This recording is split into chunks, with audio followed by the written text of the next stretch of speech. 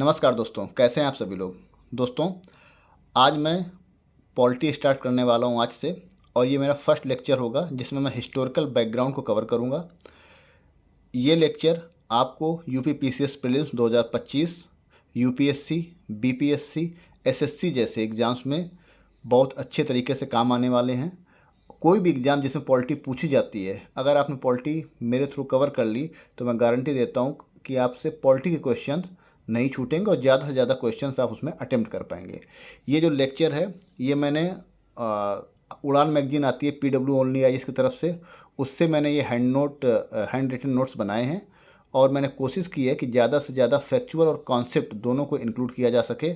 और भी मैंने इसमें बुक्स रेफ़र की हैं, तो मुझे लगता है ये लेक्चर आपको पसंद आएगा। लास्ट तक वीडियो के बने रहिएगा, और यूपी पीसीएस प्रीलिम्स जब आप देने जा रहे हैं इस लेक्चर को ज़रूर देखिएगा, और आप पीवाईक्यू जब इससे मैच करेंगे तो देख पाएंगे कि सारे पीवाईक्यू आप इजीली से सॉल्व कर पा रहे हैं। ठीक है, तो चलिए शुरू करते हैं टाइम को वेस्ट ना करते हुए।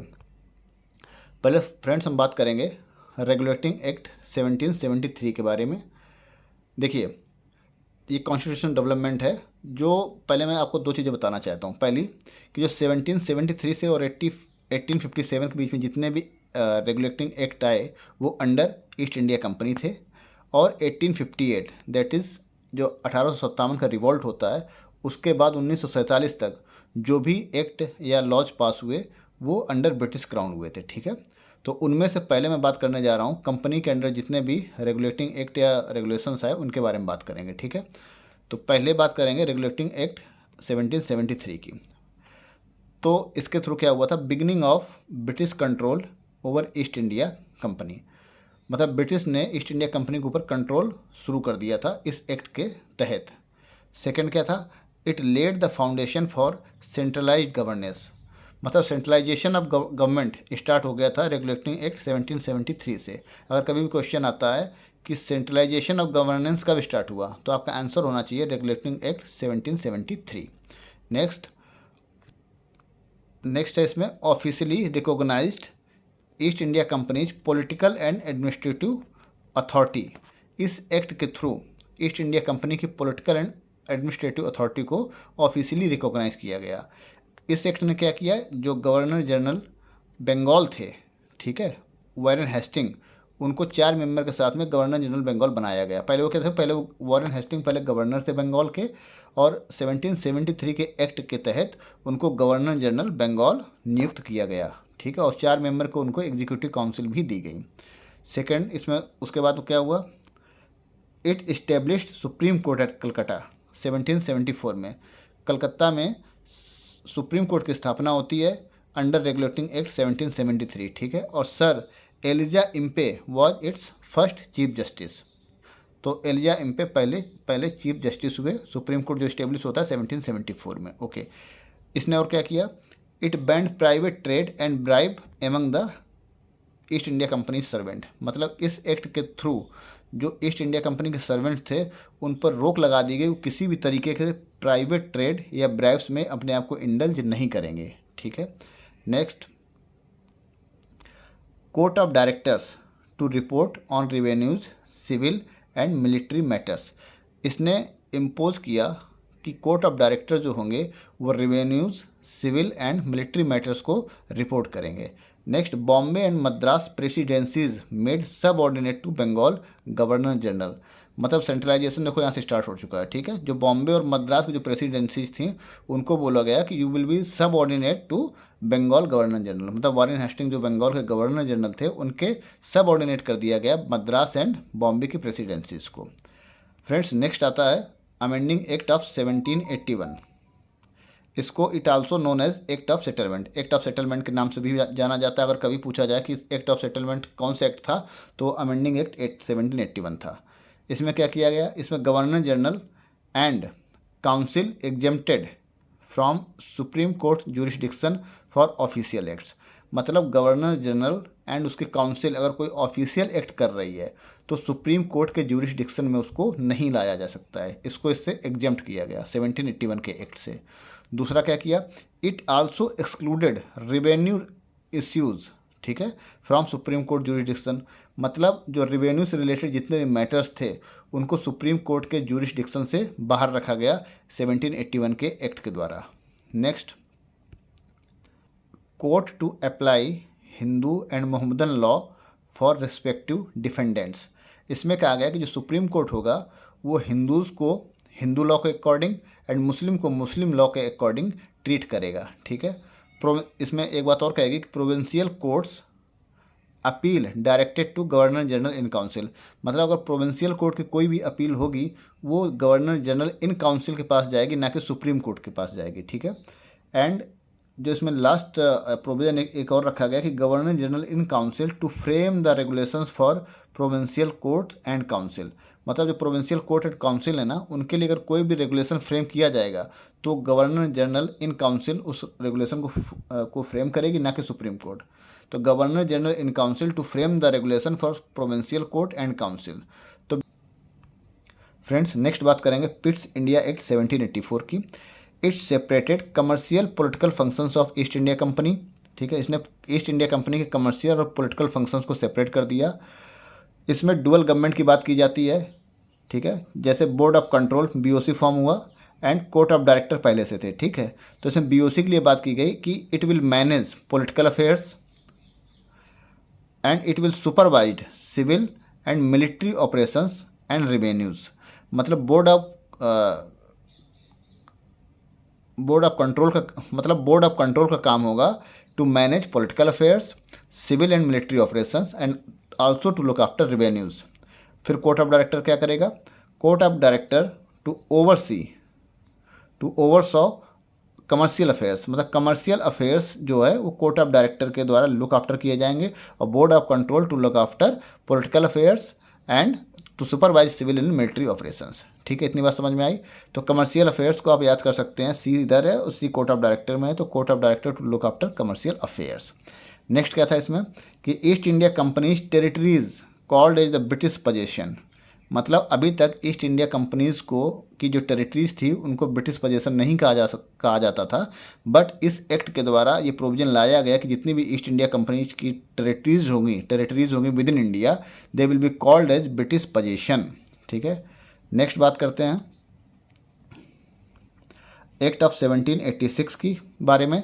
इसमें बहुत खास कुछ नहीं हुआ, बट एक चीज़ हुई जो कि सिग्निफिकेंट था कि जो लॉर्ड कॉर्नवालिस थे ये अपॉइंट हुए गवर्नर जनरल, ठीक है, बंगाल के, और साथ ही साथ इनको कमांडर इन चीफ बनाया गया। इसके पहले जो गवर्नर जनरल थे आपके वारेन हेस्टिंग, वो सिर्फ गवर्नर जनरल ऑफ बंगाल थे, बट लॉर्ड कॉर्नवालिस को गवर्नर जनरल तो बनाया ही गया बंगाल का, साथ साथ में उनको कमांडर इन चीफ भी बनाया गया। ये क्वेश्चन आता है, ठीक है, इसको आप याद रखेंगे। Okay, next, Cornwallis was granted power to override the council decision. इसमें एक चीज़ और कही गई कि जो कॉर्नवालिस थे ही can override the power of council decision. अगर काउंसिल कोई डिसीजन लेती है in special cases, governor general can override its council's decision.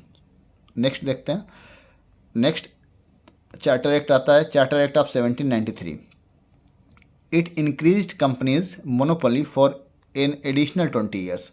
मतलब कंपनी की जो मोनोपोली थी ट्रेड करने के इंडिया में, उसको 20 साल के लिए और बढ़ा दिया जाता है। It mandated payment for board of control members and staff from the Indian revenues. इस एक्ट के द्वारा कहा गया कि जो बोर्ड ऑफ कंट्रोल के मेंबर्स एंड स्टाफ है उसकी पेमेंट इंडियन रेवेन्यूज़ के थ्रू ही की जाएगी।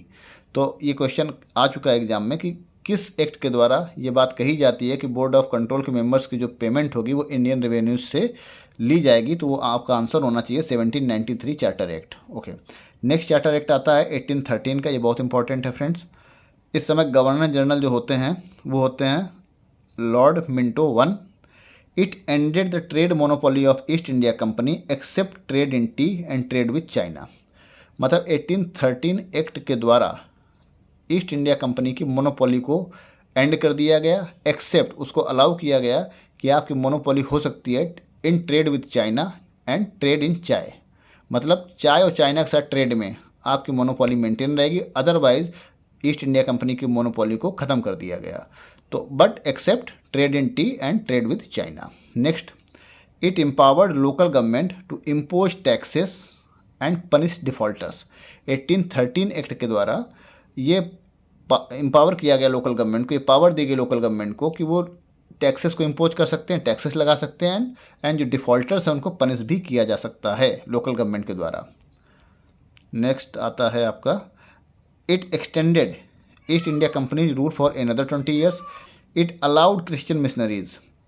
इस एक्ट के द्वारा 1813 के द्वारा क्रिश्चियन मिशनरीज को अलाउ कर दिया गया इंडिया में। And it allocated ₹1,00,000 for education.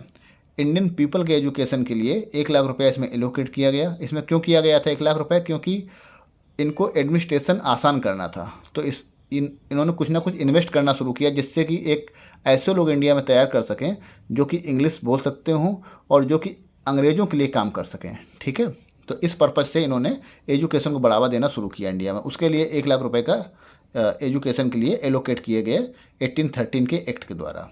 Next, it regulated east India companies territorial revenues and commercial profits requiring separate account. इस एक्ट के द्वारा बात की गई कि सेपरेट अकाउंट रखना है और टेरिटोरियल रेवेन्यूज और कमर्शियल प्रॉफिट को ईस्ट इंडिया कंपनी के रेगुलेट करना स्टार्ट कर दिया गया 1813 के एक्ट के द्वारा। नेक्स्ट बात करते हैं charter act of 1833। Governor general was William Bentinck. ठीक है, इसके पहले कौन थे? कॉर्नवालिस थे। फिर कौन हुए? मिंटो आए, और अब कौन है? गवर्नर जनरल विलियम बेंटिक है। ठीक है, 1833 में। देखो, गवर्नर जनरल को आपको याद रखना है। कई बार क्या है कि मिलाने को दे देता है कि कौन से साल में, किस साल में कौन से गवर्नर जनरल थे। स्पेशली स्टेट पीसीएस एग्जाम में, यूपी पीसीएस जैसे एग्जाम में कई बार क्वेश्चन ऐसे रिपीट हुए हैं कि एक तरफ ईयर दे दिया गया है, एक तरफ गवर्नर जनरल के नाम दे दिए गए हैं मिलाने के लिए, तो आपको याद रखना है। 1833 में गवर्नर जनरल थे विलियम बेंटिक। क्या हुआ था इसमें देखिए, it marked the final step towards centralisation. अगर आपसे कभी क्वेश्चन पूछा जाए कि मोस्ट सेंट्रलाइज्ड एक्ट कौन सा था, चार्टर एक्ट, तो आपको 1833 आंसर होना चाहिए। ठीक है, इसमें सबसे ज़्यादा सेंट्रलाइजेशन हुआ है, देखते जाइए। इसमें क्या किया गया? It legalise British colonisation. British colonisation को इसने लीगलाइज किया। The East India Company became an administrative body holding territories in trust for his majesty. मतलब ब्रिटिश ईस्ट इंडिया कंपनी को अभी प्योरली जो एडमिनिस्ट्रेटिव बॉडी बना दिया गया और बोला गया to hold the territories in the trust for his majesty. मतलब ब्रिटिश क्राउन के नाम पे टेरिटरीज को इंडिया में होल्ड कर रही थी। कौन? East India company. नेक्स्ट देखते हैं, it ended east India companies monopoly on trade with China and T. मतलब अभी तक जो 1813 में अलाउ कर रखा था कि trade with China and trade in T, मतलब चाय के साथ, चाय में ट्रेड और ट्रेड विद चाइना में इनकी मोनोपोली रहेगी ईस्ट इंडिया कंपनी की। उस मोनोपोली को भी ख़त्म कर दिया जाता है कब? आपके 1833 एक्ट के द्वारा। The government of India the government of governor general came to known as the government of India. मतलब जो गवर्नमेंट ऑफ गवर्नर जनरल की जो गवर्नमेंट थी, गवर्नर जनरल की जो गवर्नमेंट थी उसको गवर्नमेंट ऑफ इंडिया के नाम से जाना गया। And the council was known as the Indian council, और जो काउंसिल थी उसको इंडियन काउंसिल के नाम से जाना गया। Okay, next, governor general of Bengal became Governor General of India and the first Governor General of India was Lord William Bentinck। अभी तक जो गवर्नर जनरल ऑफ बंगाल थे अब वो गवर्नर जनरल ऑफ इंडिया कहलाए जाएंगे, और जो first governor general of India बने वो बने विलियम बेंटिक। तो पहले गवर्नर जनरल ऑफ बंगाल कौन बने थे? वो बने थे वारन हेस्टिंग। मतलब वो पहले थे गवर्नर ऑफ बंगाल, कौन? वारन हेस्टिंग। फिर वो बने गवर्नर जनरल ऑफ बंगाल। वो कब बने? 1773 में। ये चीज़ें आपको याद रखनी, क्वेश्चन इससे आते हैं। अब गवर्नर जनरल ऑफ बंगाल जो थे उनको बना दिया गया गवर्नर जनरल ऑफ इंडिया। ये कौन बने? ये बने विलियम बेंटिक। ठीक है, ओके, ये कब बने? ये 1833 के एक्ट में। नेक्स्ट देखते हैं, it transferred legislative powers from Bombay and Madras to the governor general of India. अभी तक जो लेजिस्लेटिव पावर थी वो मद्रास और बॉम्बे के पास थी, बट 1833 के एक्ट के द्वारा इन पावर्स को भी ट्रांसफर कर दिया गया। किसके पास? Governor general of India. कौन थे वो थे विलियम बेंटिक, इनके अंडर आ गए। ठीक है, it empowered governor general to amend और repeal laws in British India. इसने गवर्नर जनरल को इतनी पावर दे दी कि ब्रिटिश इंडिया के अंडर आने वाले किसी भी लॉ को वो अमेंड या रिपील कर सकते थे। Next, it proposed an open competition system for civil servant selection but faced opposition from court of directors. 1833 ने प्रपोज किया ओपन कंपटीशन, सिविल सर्वेंट्स के लिए ओपन कंपटीशन जिसमें कि इंडियन भी पार्टिसिपेट कर सकते थे, बट कोर्ट ऑफ डायरेक्टर का अपोजिशन हुआ और वो प्रपोजल जो है ड्रॉप कर दिया गया, ठीक है। It established the Indian law commission इन 1834, मतलब 1834 में इंडियन लॉ कमीशन इस्टेब्लिश किया गया। कब? 1834 में। किस एक्ट के द्वारा? 1833 के एक्ट के द्वारा। फॉर लीगल कोडिफिकेशन, मतलब कोडिफिकेशन करने के लिए, लॉज का कोडिफिकेशन करने के लिए इंडियन लॉ कमीशन इस्टेब्लिश होता है। और इसको कौन हेड करता है? इसको मैकॉले, चेयर्ड बाय मैकॉले। कब होता है? 1833 में होता है। इंडियन लॉ कमीशन इस्टेब्लिश होता है 1834 में। एक्ट होता है 1833 का। किस लिए होता है? लीगल कोडिफिकेशन के लिए होता है। कौन इसको चेयर करते हैं? वो करते हैं मैकॉले, ठीक है। Next, charter act of 1853। Governor general of India was Dalhousie, ठीक है। अब कौन गवर्नर जनरल हो गया इंडिया के? डलहौजी हो गया। पहले, इसके पहले कौन थे? बेंटिक थे। It was the last charter act. अब ये लास्ट चार्टर एक्ट होगा क्योंकि इसके बाद 1857 का रिवॉल्ट होगा और ब्रिटिश ईस्ट इंडिया कंपनी को जो है एबॉलिश कर दिया जाएगा और 1858 का एक्ट आता है। फिर वो अंडर ब्रिटिश क्राउन सारे एक्ट उसके बाद आने शुरू हो जाएंगे, ठीक है। तो it was the last charter act. It separated legislative and executive functions of governor general council. इस एक्ट के द्वारा गवर्नर जनरल जो काउंसिल है उसके लेजिस्लेटिव और एग्जीक्यूटिव फंक्शंस को सेपरेट कर दिया गया।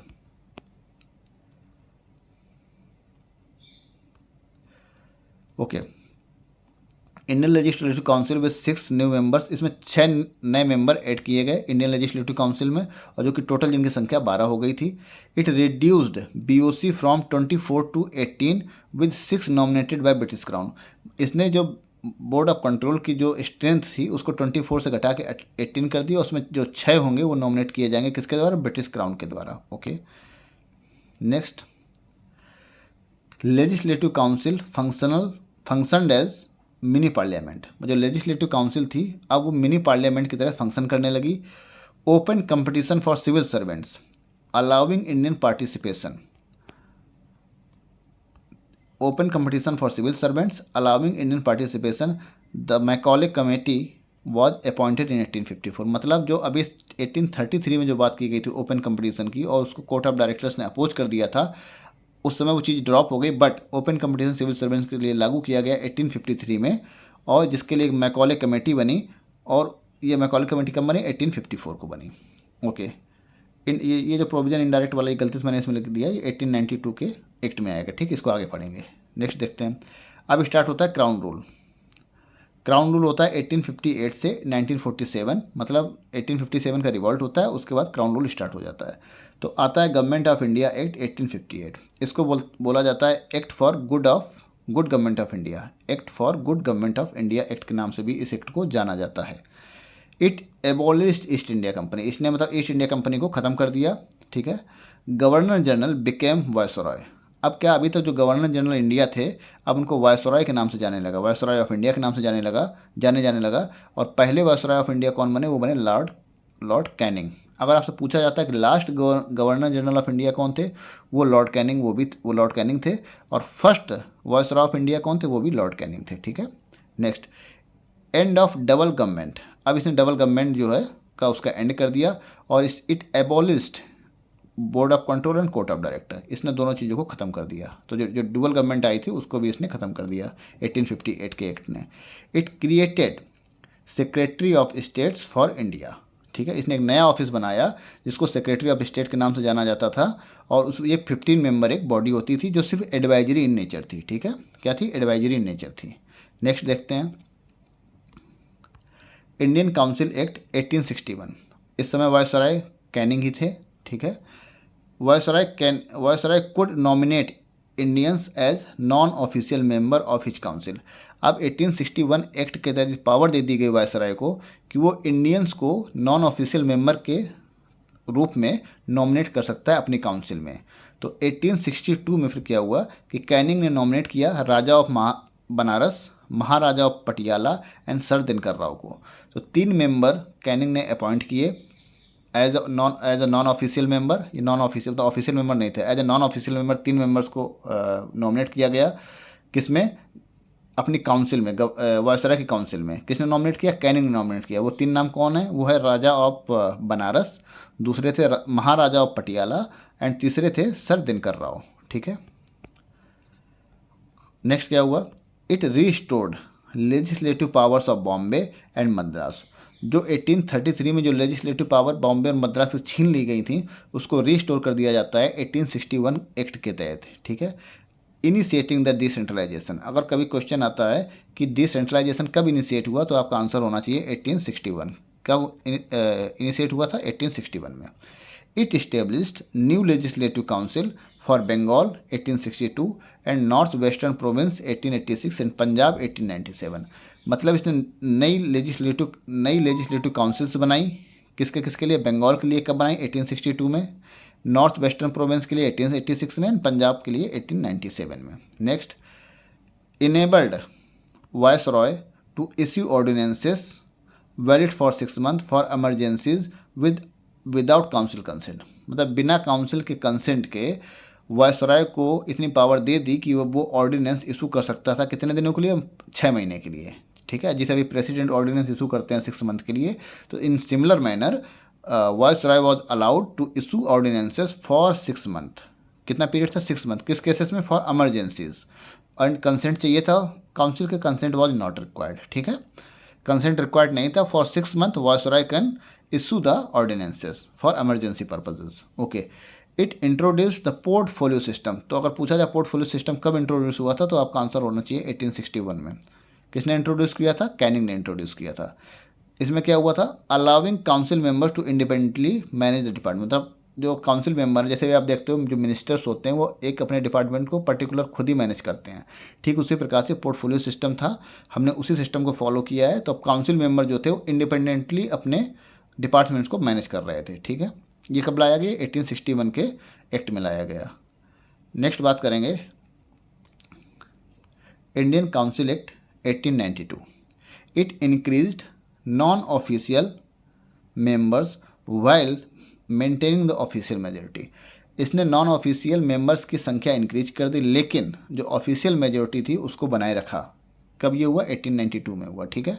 Next, legislative council gained power to discuss the budget. The power to discuss the budget अगर पूछा जाए कब ये फीचर लाया गया, पावर टू डिस्कस बजट कब अलाउ किया गया, तो 1892 के एक्ट में अलाउ किया गया था कि power to discuss budget in 1892 के एक्ट में अलाउ किया गया।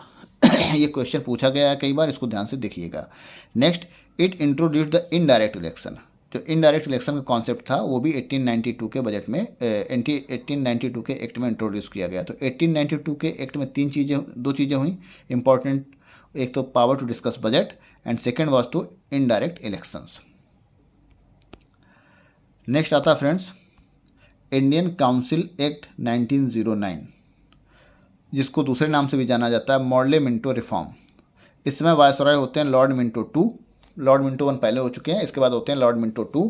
इसमें क्या किया गया कि लेजिस्लेटिव जो काउंसिल की जो मेंबरशिप है फ्रॉम 16 to 60 कर दी गई, मतलब 16 से बढ़ा के 60 मेंबर कर दिए गए। कब? 1909 में। एंड ऑफिशियल मेजोरिटी रिटेन, मतलब ऑफिशियल मेजोरिटी अभी भी बना के रखी गई, ठीक है। और मेंबर कितने कर दिए गए? 16 से 60 कर दिए गए। दूसरा क्या होता है इसमें, प्रोविंशियल काउंसिल में नॉन ऑफिशियल मेंबर्स की मेजोरिटी को अलाउ कर दिया गया। मतलब लेजिस्लेटिव काउंसिल में अभी भी ऑफिशियल मेजोरिटी को बरकरार रखा गया, लेकिन जो प्रोविंशियल काउंसिल थी उसमें ये अलाउ कर दिया गया कि नॉन ऑफिशियल जो है वो मेजोरिटी में हो सकते हैं, ठीक है। नेक्स्ट बात करते हैं डेलिबरेटिव पावर्स। मतलब members could ask supplementary questions, propose budget resolution, separate budget voting introduced, but budget as a whole could still not be voted upon. मतलब इसका ये वो मेंबर जो थे वो सप्लीमेंट्री क्वेश्चंस पूछ सकते थे, ठीक है, बट और बजट के पार्ट वाइज बजट को वोट भी कर सकते थे, बट कंप्लीट बजट को अभी भी वोट करने का अधिकार नहीं था।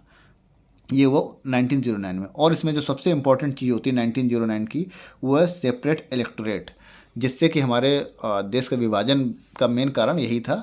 तो इसमें कम्युनलिज्म को जो है बहुत ज़्यादा बढ़ावा दिया गया। तो सेपरेट इलेक्टोरेट का कॉन्सेप्ट क्या था? For Muslims legalising communalism, Minto known as the father of communal electorate. अगर पूछा जाए कि फादर ऑफ कम्युनल इलेक्टोरेट कौन थे तो वो नाम आपका आना चाहिए मिंटो, ठीक है। इसमें क्या गया, सेपरेट इलेक्टोरेट की बात की गई मुस्लिम्स के लिए। मतलब अगर मुस्लिम कैंडिडेट खड़ा होगा कोई तो उसको सिर्फ मुस्लिम ही वोट करेंगे, उसको हिंदू या किसी दूसरे धर्म के लोग वोट नहीं कर सकते हैं। तो इस तरीके का जो कॉन्सेप्ट वो इंट्रोड्यूस किया गया कि मुस्लिम कैंडिडेट के लिए मुस्लिम ही वोट करेंगे, तो इसे जाना जाता है सेपरेट इलेक्टोरेट के नाम से। तो किसको दिया गया? मुस्लिम्स को दिया गया, ठीक है। तो जिससे कि कम्युनलिज्म इंडिया में और ज़्यादा बढ़ा, और इसी की वजह से मिंटो को फादर ऑफ कम्युनल इलेक्टोरेट के नाम से जाना जाता है। नेक्स्ट बात करते हैं रिप्रेजेंटेशन की। First Indian Satyendra Prasad Sinha appointed to viceroy executive council as a law member. मतलब जो सत्येंद्र प्रसाद सिन्हा थे वो वायसराय के जो एग्जीक्यूटिव काउंसिल थे, पहले मेंबर थे जो वायसराय के एग्जीक्यूटिव काउंसिल के में मतलब एंटर किए थे। कौन थे वो? सत्येंद्र प्रसाद सिन्हा थे, एज ए लॉ मेंबर गए थे। अगर पूछा जाए कि वायसराय के एग्जीक्यूटिव काउंसिल में फर्स्ट इंडियन कौन थे एंटर करने वाले, तो आपका आंसर होना चाहिए सत्येंद्र प्रसाद सिन्हा, वो as a law member enter किए, ठीक है। नेक्स्ट आता है गवर्नमेंट ऑफ इंडिया एक्ट 1909, बहुत ही इंपॉर्टेंट है फ्रेंड्स। इसको मॉन्टेक चेम्सफोर्ड रिफॉर्म्स के नाम से भी जाना जाता है। इस समय वायसराय हुआ करते थे वायसराय चेम्सफोर्ड। इसका ऑब्जेक्टिव क्या था? On August 20, 1917 the British government aimed to gradually introduce a responsible government in India. मतलब 1917 में ब्रिटिश गवर्नमेंट ने मतलब ये टारगेट किया कि ग्रेजुअली जो है इंट्रोड्यूस किया जाए रिस्पॉन्सिबल गवर्नमेंट इंडिया में। तो उस वजह से क्या है कि मॉन्टेक चेम्सफोर्ड रिफॉर्म ये लाए, और ये कब आया? 1919 में आया। ओके, इसमें क्या किया गया? इसमें क्लासिफिकेशन ऑफ सब्जेक्ट्स क्या थे? देखिए, classification of subjects, administration was divided into central and provincial subjects under the devolution rule. मतलब एडमिनिस्ट्रेशन जो था ना उसको दो सब्जेक्ट में डिवाइड किया गया, सेंट्रल एंड प्रोविंशियल में। और डायरकी इंट्रोड्यूस की गई। ये क्वेश्चन आता है कि डायरकी कब इंट्रोड्यूस की गई है? तो 1919 के एक्ट में की गई है। It introduced a dual government scheme in provincial subjects. मतलब प्रोविंशियल सब्जेक्ट्स को इन्होंने ड्यूअल गवर्नमेंट स्कीम के तहत डिवाइड कर दिया, जिसमें कि एक रिजर्व सब्जेक्ट्स थे और दूसरा थे ट्रांसफर्ड सब्जेक्ट। रिजर्व में क्या था? Governed by the governor general and his executive council not accountable to legislative council. मतलब रिजर्व सब्जेक्ट जो हैं अगर उन पर कोई भी डिसीजन लिया जाता है तो वो लिया जाएगा गवर्नर जनरल एंड इसकी एग्जीक्यूटिव काउंसिल के द्वारा, और ये डिसीजन अकाउंटेबल नहीं होगा लेजिस्लेटिव काउंसिल के लिए, ठीक है। लेकिन जो ट्रांसफर्ड सब्जेक्ट थे it was managed with legislative council oversight. मतलब ट्रांसफर्ड सब्जेक्ट को जो मैनेज करने का काम था वो लेजिस्लेटिव काउंसिल का था, लेकिन जो रिजर्व सब्जेक्ट थे उनको मैनेज किया जा रहा था गवर्नर जनरल एंड इसकी जो एग्जीक्यूटिव काउंसिल थी उसके द्वारा। It replaced Indian legislative council with a bicameral legislature.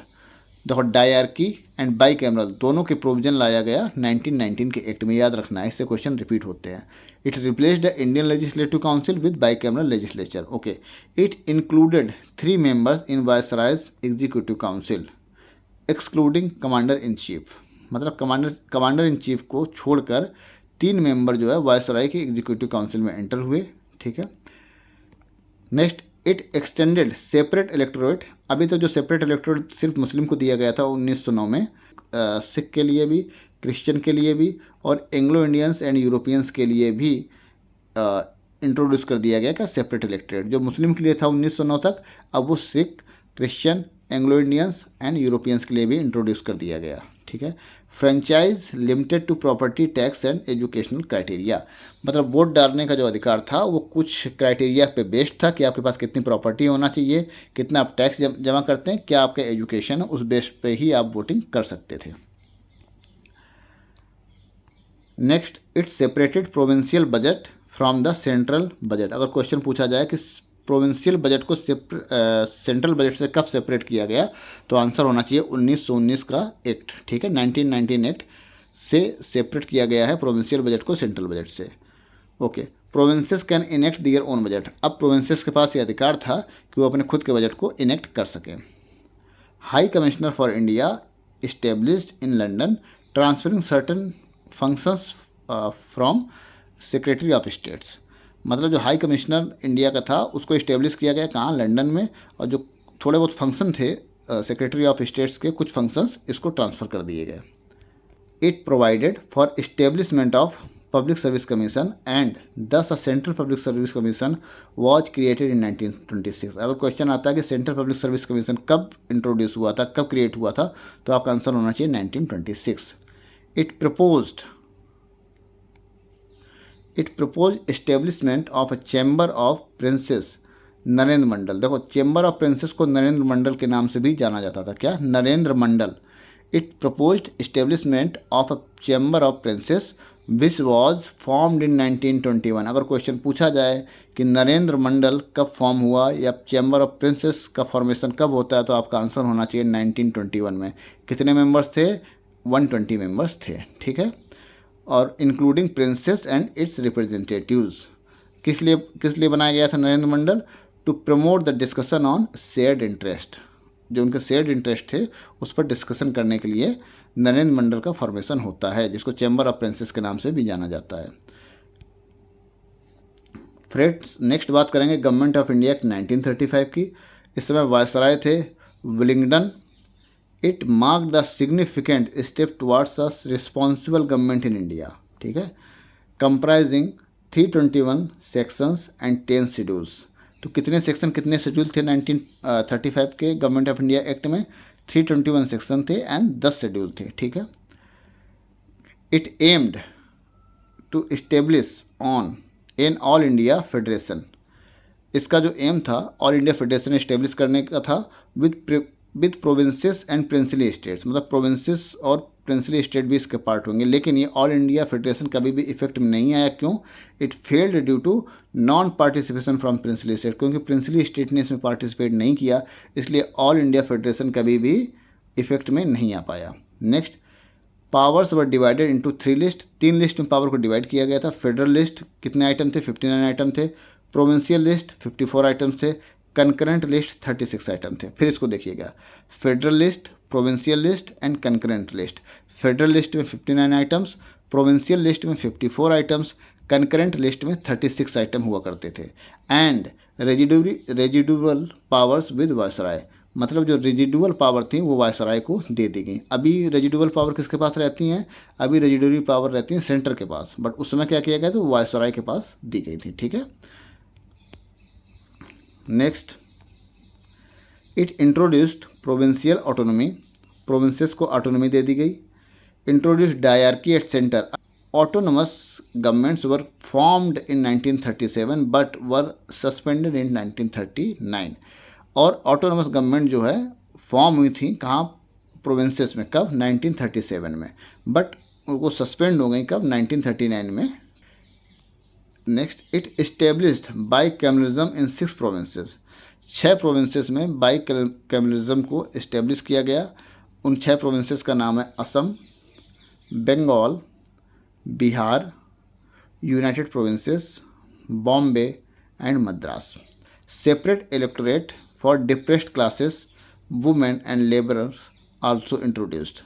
मतलब अभी तक जो सेपरेट इलेक्टोरेट की बात की गई थी 1909 में बात की गई मुस्लिम्स के लिए, 1919 में बात की गई Sikh, Christian, Anglo Indians, Europeans के लिए, एंड 1935 में बात की जाती है सेपरेट इलेक्टोरेट की for depressed classes, that is your SC, women and labourers. इनके लिए भी सेपरेट इलेक्टोरेट की बात की गई। Next, it extended franchise to 14% of population. अब देश के 14% लोग वोट करने के दायरे में आ चुके थे। ठीक है, 1935 के एक्ट के द्वारा। It created RBI, reserve bank of India create किया जाता है 1935 के एक्ट के द्वारा। It established federal and provincial public service commission. Federal और प्रोविंशियल सर्विस कमीशन की स्थापना होती है। और इस्टेब्लिश फेडरल कोर्ट इन 1937। 1937 में फेडरल कोर्ट की स्थापना होती है 1935 के एक्ट के द्वारा। नेक्स्ट किया जाता है कि वर्मा जो है इंडिया से सेपरेट हो जाता है एंड 2 नए प्रोविंसेस फॉर्म होते हैं, एक तो उड़ीसा, दूसरा Sindh. It introduced safeguards for minority interest. Minority interest के लिए सेफगार्ड लाए जाते हैं। It established a federal railway authority. Federal railway authority का भी गठन होता है 1935 के एक्ट के द्वारा। And auditor general was appointed for financial oversight. Financial चीज़ों को लुक आफ्टर करने के लिए एक ऑडिटर जनरल की भी अपॉइंटमेंट होती है। नेक्स्ट आता है फ्रेंड्स इंडियन इंडिपेंडेंस एक्ट 1947। इस समय वायसराय थे Mountbatten. Partition plan presented on 3 June 1947। ये क्वेश्चन आता है कि पार्टीशन प्लान कब प्रेजेंट किया गया था? आपका आंसर होना चाहिए 3 जून 1947 को। और इस प्लान को दोनों पार्टीज ने एक्सेप्ट किया, that is your Indian National Congress and Muslim League. It created two dominions, दो डोमिनियन क्रिएट हुए, एक तो इंडिया था दूसरा पाकिस्तान था, और दोनों के पास राइट था to exit the British commonwealth. ठीक है। It abolished the office of viceroy, viceroy के ऑफिस को एबॉलिश कर दिया गया। Introduced a governor general for each dominion, और गवर्नर जनरल के कॉन्सेप्ट को दोबारा लाया गया for each dominion, that is India and Pakistan. Constituent, see मतलब constituent assembly empowered to create constitutions and repeal British laws including the Independence Act। Constituent assembly की power दी गई कि वो अपने कॉन्स्टिट्यूशन को क्रिएट कर सकता है और ब्रिटिश के कोई किसी भी लॉ को रिमूव कर सकता है, एबॉलिश कर सकता है, इंक्लूडिंग इंडिपेंडेंस एक्ट 1947 को भी रिमूव किया जा सकता है, रिपील किया जा सकता है। Next, Constituent Assembly could legislate until new constitution were enacted। Constituent Assembly के पास लेजिस्लेटिव पावर भी दी गई टू लेजिस्लेट, जब तक कि नया कॉन्स्टिट्यूशन बनकर तैयार नहीं हो जाता है। Secretary of state for India abolished, ठीक है, सेक्रेटरी ऑफ स्टेट को ख़त्म कर दिया गया। British paramountcy over princely state lapsed, granting them autonomy, मतलब जो ब्रिटिश का जो कंट्रोल था प्रिंसली स्टेट पे वो भी लैप्स हो जाता है और उनको ऑटोनॉमी दे दी जाती है कि किसी भी कंट्री के साथ वो जाके ज्वाइन कर सकते हैं। Mountbatten become the first governor general of independent India, independent India के पहले गवर्नर जनरल बनते हैं Mountbatten. And the constituent assembly formed in 1947 become the parliament of India, और पहली पार्लियामेंट बन जाती है कॉन्स्टिट्यूंट असेंबली जो कि 1946 में फॉर्म होती है।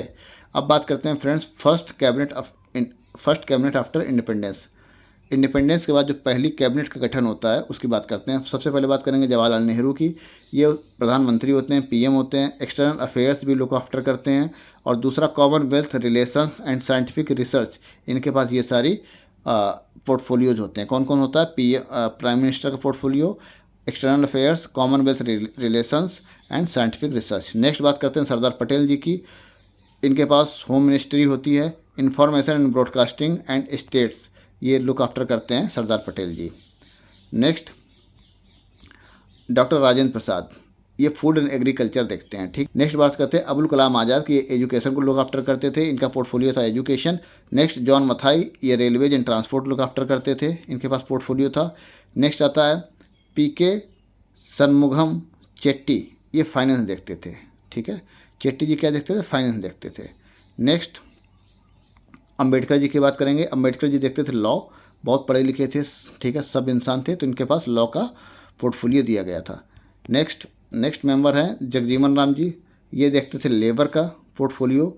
एंड बलदेव सिंह, जैसा कि नाम भी है बलदेव, ठीक है, जिसके पास ताकत होगी वही डिफेंस देखेगा, तो डिफेंस मिनिस्ट्री संभाल रहे थे बलदेव सिंह। राजकुमारी अमृत कौर हेल्थ देख रही थी। अमृत से याद रखो, जो लोग अमृत पी लेते हैं वो अजर अमर हो जाते हैं, वो हेल्दी रहते हैं। तो राजकुमारी अमृत कौर क्या देख रही थी? हेल्थ देख रही थी। ठीक है, ओके। नेक्स्ट, CH भाभा, ये कॉमर्स देख रहे थे भाभा जी। एंड रफ़ी अहमद किदवई कम्युनिकेशन को लुक आफ्टर कर रहे थे, कम्युनिकेशन का पोर्टफोलियो था रफ़ी अहमद किदवई के पास। Doctor Shyama Prasad Mukherjee was looking after industries and supplies, ठीक है, इंडस्ट्री और सप्लाइज का पोर्टफोलियो श्यामा प्रसाद मुखर्जी देख रहे थे। और वीएन गडगिल जी जो थे वो वर्क्स, माइंस एंड पावर का पोर्टफोलियो देख रहे थे। V N Gadgil works, mines and power का पोर्टफोलियो देख रहे थे। फ्रेंड्स, पहला चैप्टर फिनिश होता है। अगले दिन मैं नेक्स्ट चैप्टर लेके आऊँगा, the making of Indian constitution, ये चैप्टर नंबर 2 होगा। ऐसे मैं पूरी पॉलिटी को कंप्लीट करवाऊँगा, ठीक है, आपके यूपीपीसीएस प्रीलिम्स के लिए और भी सारे एग्जाम्स में काम आने वाला है। अगर इस वीडियो का रिस्पांस सही रहेगा तो मैं आने वाले समय में जल्द से जल्द वीडियो लाने की कोशिश करूँगा। तो please like and subscribe my channel. Thank you so much for watching this video. Thank you.